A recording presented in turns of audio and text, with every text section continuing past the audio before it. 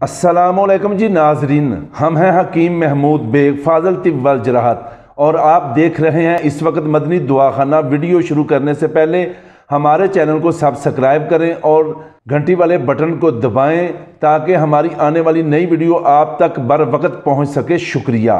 تو ناظرین، آج کا ہمارا موضوع ہے ضروری ہدایات، خاص و عام و غذائی اصول۔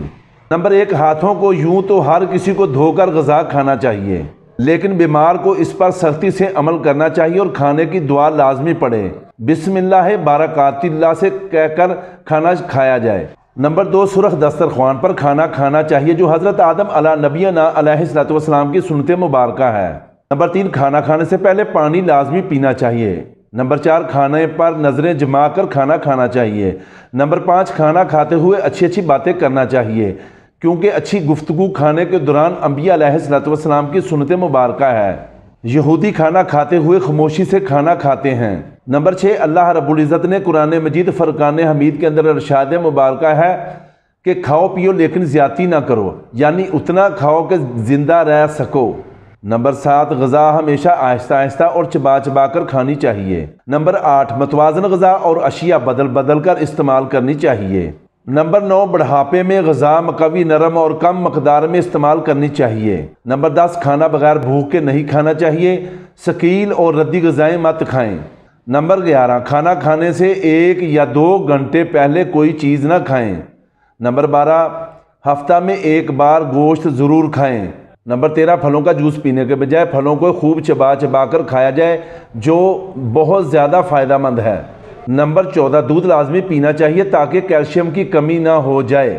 نمبر 15، کھانے کے درمیان شکر یا گڑ لازمی استعمال کریں جن کو شوگر نہیں۔ نمبر 16، فلٹر والا پانی 10 گلاس کم از کم روزانہ پینا چاہیے۔ نمبر 17، معتدل غذائیں کھانا چاہیے، یخ ٹھنڈی اشیاء و اغذیہ معدہ و جگر کے لیے نفع بخش نہ ہیں۔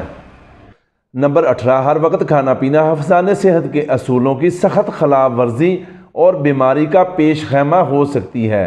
نمبر 19، کھانے کے درمیان میں پانی لازمی پئیں اور آخر میں ہرگز پانی نہ پئیں۔ نمبر 20، کھانے کا درمیانی وقفہ کم از کم 6 گھنٹے ہونا چاہیے۔ نمبر 21، اکثر خالی پیٹ رہنے سے بھی بیماریاں لگنے کا اندیشہ ہوتا ہے۔ نمبر 22، کھانا تھوڑی سی بھوک رکھ کر کھانا چاہیے۔ نمبر 23، کھانے اور پینے کے برتن سٹیل یا مٹی کے ہونے چاہیے۔ نمبر 24، کھانا کھانے کے بعد مسواک لازمی کرنی چاہیے۔ نمبر 25، میٹھی چیزیں کھا کر لازمی کلی و غرغرہ کرنا چاہیے۔